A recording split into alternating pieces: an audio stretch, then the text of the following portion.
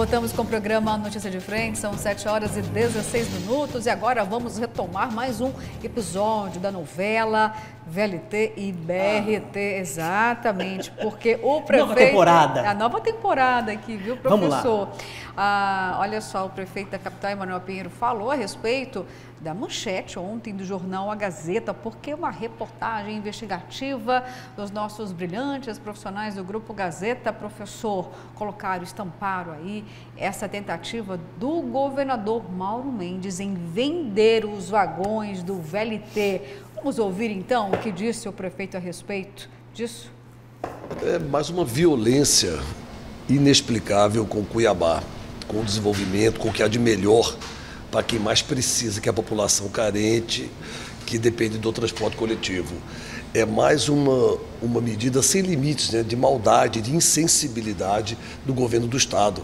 Acabou de dizer, inclusive sustentando na tese, junto ao Tribunal de Contas da União, que os veículos, que os vagões estavam acabados, estavam quebrados, enferrujados. E agora, o próprio relatório e às escondidas, tentava vender os vagões, quase 40 vagões, para a Prefeitura do Rio, que, curiosamente, a Prefeitura do Rio de Janeiro está enterrando o BRT para ampliar os trilhos do VLT. Então, e o depoimento que o jornal A Gazeta trouxe para a luz do dia, né? Aquilo que estava nebuloso foi iluminado aí pelo jornal A Gazeta, na data de hoje, mostra exatamente o contrário. O secretário da pasta, se eu não me engano, o secretário de governança lá do Rio de Janeiro, que esteve aqui presente, disse que ficou impressionado com o excelente estado de conservação dos vagões. Então, é uma piada, é uma violência, é uma piada de mau gosto, uma violência muito grande, já passou dos limites, certo? A conduta, a forma de condução, né, a postura do governo do Estado em relação ao modal VLT. Olha só, professor, claro que, eu vou dizer até que eu fiquei surpresa, pelo menos ele foi mais polido, né, o prefeito, diante das declarações, mudou um pouco o tom, porque se fosse aí antigamente, olha, seriam inúmeros adjetivos, viu? E quem também, professor, ilustrou muito bem esta situação foi o nosso querido chargista Dejamil, do jornal A Gazeta. Vamos ver de que forma ele ilustrou todo esse cenário de tentativa de venda do VLT. Vamos à tela, então, chegando aí a charge para a gente. Olha só, Mauro tenta vender vagões do VLT. Colocou lá o Mauro como vendedorzinho, professor. Moderno, espaçoso, confortável, muito melhor que ônibus. Mas eu quero vender os vagões do VLT, exatamente. A gente está rindo aqui, mas acabamos, professor, de mostrar um desfecho judicial em relação ao dinheirinho do VLT, que nós não temos hoje, nem o VLT, nem esse dinheirinho, porque foram para o bolso de muitos parlamentares, professor. Infelizmente. Se nós pensarmos com a cabeça de Mauro Mendes, é mais ou menos assim, o que eu posso fazer para enterrar o VLT? Se está sobre a minha tutela, né, sobre o meu controle, sobre o meu domínio, a possibilidade de vender os vagões, vou vender. Simples assim, né?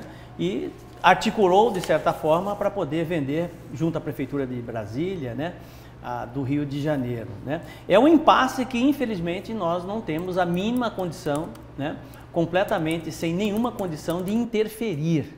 Vamos ficar ainda como telespectadores dessa briga, dessa nova temporada BRT-VLT. Sabe que ontem nós fizemos mais uma vez, toda vez que nós temos matéria sobre essa questão, esse impasse de BRT-VLT, nós fazemos uma enquete. Eu e Gersinho, lá no Cidade Alerta, né?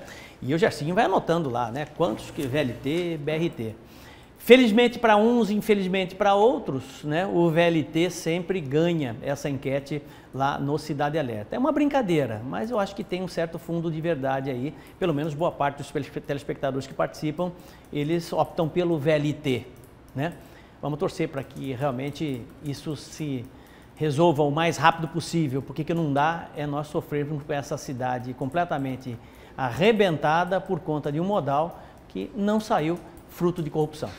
Muito bem, olha, e também ainda falando sobre o jornal A Gazeta, claro, foi um furo do jornal A Gazeta, né? Um trabalho investigativo, e tem também mais uma opinião falando sobre essa tentativa de venda dos vagões do VLT. Já temos aí na tela, então, para que a gente possa trazer mais elementos desta apuração do jornal A Gazeta, gente. Exatamente, a parte do jornal chegando aí para a gente nesse momento, falando sobre o convertido vereador Sargento Joelson, que migrou de... Professor, pode me ajudar aí se eu tiver... Eu não enxergo. Então, peraí, daqui a pouquinho não enxergo a gente traz. De jeito nenhum. Olha lá, tá ampliando, ó. Exatamente. Eu só enxergo o que está escrito à parte. Não, daí para baixo... Vamos lá, então, olha só. O vereador Sargento Joelson migrou de combatente a defensor dos trens do VLT, viu? Ele chegou a defender a ideia de transformar os vagões em trailers de baguncinha, uma vergonha, viu? Após a decisão do TCU de suspender a licitação do BRT. Agora se diz convicto de que o VLT está pronto para circular pela cidade, professor. As pessoas mudam de opinião, né? Nesse caso específico aí, ele acreditou, ele ficou convencido que realmente o VLT é o melhor modal aqui para a nossa cidade, né? Boa parte da população não aceita o BRT, outros não aceitam o VLT, querem serenidade no processo, né? Para acabar com essa história toda de novo modal. Mas, e o que eu acho interessante nisso tudo são as interpretações, Luciana. Você tem uma interpretação por parte do Tribunal de Contas da União, né? Tanto é que bloqueou, travou essa questão da mudança do modal de um lado. Aí você tem outra interpretação diferente do Tribunal de Contas do Estado, né? E agora tem uma comitiva federal fazendo avaliação sobre a atual situação. São muitos caciques para poucos índios, entendeu? Sabe? E aí fica difícil de lidar realmente com uma situação como essa. Tá certo, professor. Agora vamos continuar falando sobre isso, porque quem também fez algumas pontuações, claro que ele foi provocado, né? Ele nunca fala de forma espontânea sobre essa grande polêmica do VLT, o BRT, o prefeito de Várzea Grande, Calil Baracate. Até porque, professor, vamos lembrar aqui dos inúmeros acidentes que voltaram a acontecer na Avenida da FEB, justamente onde é cortada ali pelos trilhos do VLT. Vamos ouvir então o prefeito. Eu sempre fui favorável que se resolva o problema que existe na cidade de Várzea Grande, que concluísse o VLT ou que fosse trocado e colocasse o BRT, que é outro modal. O que não pode é a Várzea Grande pagar esse alto preço. Mas depois que eu participei do conselho, onde nós fizemos os estudos, eu participei dos estudos, eu vi que o BRT seria mais viável para a região metropolitana. Então eu defendo, até pelo preço, pelo custo que vai custar, pela execução da obra, né? Até se a gente voltar a manter o VLT aí, requer tempo. Agora, a Justiça houve um bloqueio, né? E aí cabe ao governo do Estado recorrer, entrar com ação, né? E conseguir autorização para que toque a obra. Pois é, se eu pudesse mexer, eu já teria mexido, né? Até porque o Estado de Mato Grosso, que é detentor dessa obra, que está tentando colocar esse modal em funcionamento, seja ele BRT ou VLT, está paralisado. A Justiça não permite que seja feito nenhum tipo de obra ali dentro. Tanto na gestão da prefeita Lucimar, a gente tentou, eu ainda era secretário, mexer lá na estrutura física que está ali colocada, não foi possível. E também agora na minha administração tentei novamente, sem êxito, né, fazer algumas obras nesses trilhos e não foi possível. E radar? O radar, nós temos uma licitação que foi feita, o Ministério Público pediu que a gente suspendesse a licitação, a gente discutiu com o Ministério Público e vamos licitar agora por esses dias. Bom, professor, então, olha só, por enquanto, né, Várzea Grande segue sem o VLT, com aqueles trilhos, com os acidentes crescendo a cada dia, infelizmente, acidentes fatais. Tudo bem.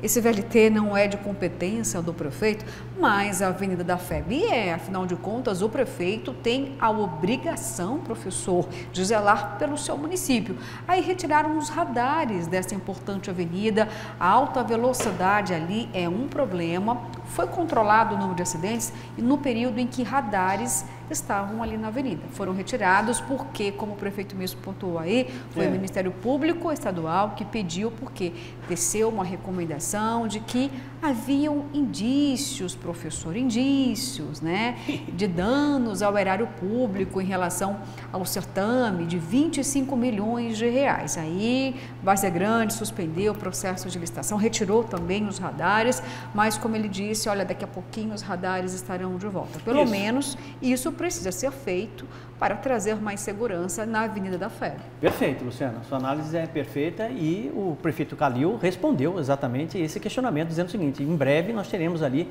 um novo monitoramento com radares eletrônicos ali naquela região da Avenida da FEB, né? Esse é um problema. O outro problema é a questão do VLT, que eu acho que o Calil, né, completamente impotente porque não pode fazer nada numa situação como essa, né, acaba se comportando de forma equilibrada, né, e da melhor forma possível, que é o seguinte: Várzea Grande precisa de uma solução, né?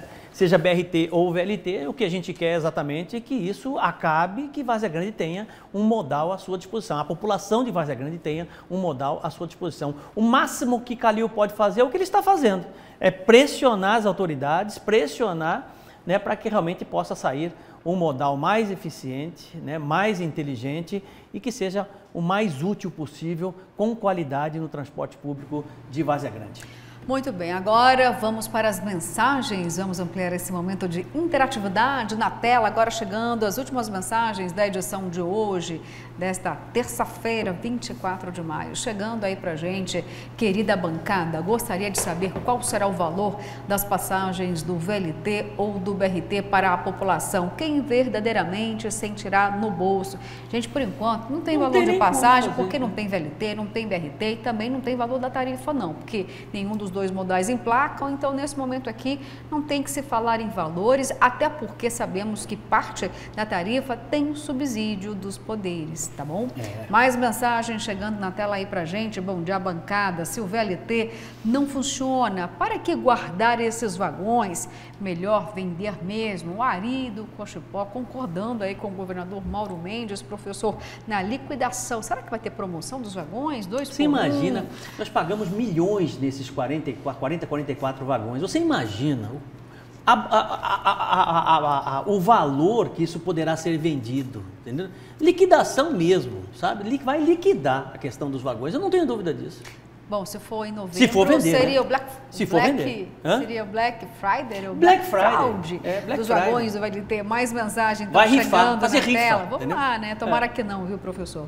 Mais mensagens. Opa, essa é grande. Oi, Luciana. Oi, professor. O prefeito Emanuel Pinheiro deveria fazer uma live com os que estavam na época do VLT e dizer por quê que tem que continuar o VLT, não o BRT. Aí, o Emanuel faz uma outra aí explicando porque eu vi o Éder Moraes também falando que tem que ficar o VLT e são sinônimos de evolução maior que tem, eu acho, que o Brasil inteiro sabe disso, sinônimo de corrupção. Olha só, oi Luciano, o prefeito defende tanto o VLT, mas para quem pega o ônibus, só uma porta, só para descer é um desastre com tanta gente lotando. Então, para que ele comprou o ônibus BRT? Vantuil de Freitas criticando o professor, Luciano, até mesmo sim, o BRT aqui em relação à porta, porque o BRT ele foi adquirido pelo prefeito Emanuel Pinheiro pensando numa alternativa de modal para atender o VLT e não o BRT. Luciana, a gente vive falando aqui, discutindo, vai ser BRT, vai ser VLT, VLT ou BRT, BRT, VLT, mas ninguém fala o seguinte, tudo bem, foram desviados, pelo menos a gente tem essa informação, Luciana, mais de R$1 bilhão. R$1 bilhão e lá vai pedrada, entendeu? Desviado para onde? Cadê o dinheiro? Não mostramos hoje onde? Aqui, professor, a fila indiana, né? Lá no gabinete do Silval Barbosa, o chefe de gabinete dele, que filmou, mas aí como é que faz uma situação como essa? Câmera escondida, é apenas uma parte daqueles que estão aí rodando com o dinheiro do VLT, professor. Pois é, mas está onde esse dinheiro? No bolso deles. Mas R$1 bilhão e 400 milhões de reais? Pois é. Onde é que está esse dinheiro, gente? Pelo amor de Deus. Simples assim, entendeu? Fala assim, não estou falando de R$1 milhão, não, estou falando de R$1 bilhão, entendeu? Professor, até pouco tempo atrás... Mas ninguém fala onde foi. Uns falam, está lá no Panamá, está não sei aonde. O dinheiro de Éder Moraes foi localizado, professor? Sei lá, com a palavra justiça. Pois é. Mais mensagens chegando na tela então pra gente, vamos lá, bom dia bancada. Luciana, não podemos esquecer também dos conselheiros do Tribunal de Contas. O corruptor Silval Barbosa, hoje, um empresário do setor de comunicação, não fez corrupção só com os deputados, fez também com os conselheiros e vários servidores públicos de primeiro escalão. É Rubens Cláudio, Jardim Paulista. Gente, quando é preciso dar um cala-boca, que esse foi o principal objetivo desse mensalinho lá na Assembleia Legislativa, é claro que você fica pensando, só os deputados se beneficiaram? Para calar boca é preciso gastar muito dinheiro com muitos outros poderosos. Mais mensagem chegando na tela aí pra gente. Vamos lá então, a última da edição de hoje. Bom dia, bancada. Professor, você disse tudo e mais um pouco. A política de Mato Grosso é um verdadeiro covil de larápio e pior com aval da justiça, sim. Isso é fato e notório. É só ver as ações tomadas pela justiça em relação a vários casos em Mato Grosso. Então, como ter justiça se a bússola moral da justiça e alguns de seus membros estão literalmente cegos? Parabéns pelo comentário. E ainda bem que temos os veículos de comunicação para cobrar os absurdos da justiça em Mato Grosso. Roubar no país compensa sim. E como compensa? VLT, Silval, desvio da saúde, Alexandre César e muitos outros são exemplos que o crime no âmbito político compensa com o aval da nossa falha justiça, o Benedito do Jardim Imperial. E assim, gente, com esse comentário verdadeiro, doloroso, trazendo aí o verdadeiro diagnóstico do que acontece no país, nós encerramos a edição de hoje e eu espero por você até amanhã, 6 horas em ponto. Obrigada pela audiência.